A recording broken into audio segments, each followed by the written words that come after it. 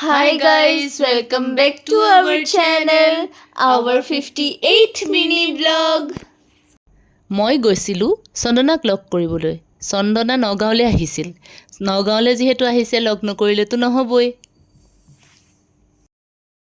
আচলতে আমি লগ পালে আমাৰ কথাই শেষ নহয় আৰু লগ যিমানেই নাপাওঁ কিয় যেন অকণমান সময়হে পালোঁ তেনেকুৱা লাগে ইমান ভাল লাগে নহয় লগ পাই আৰু কি ক'ম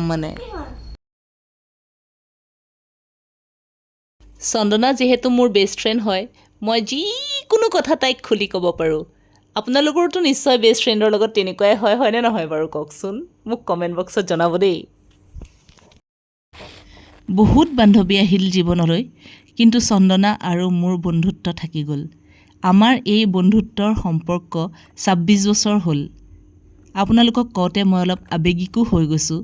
আপোনালোকে আশীৰ্বাদ কৰিব দেই আমাৰ বন্ধুত্বৰ এনাজৰীডাল যেন এনেকেই সদায় মজবুত হৈ থাকে। Bye bye guys.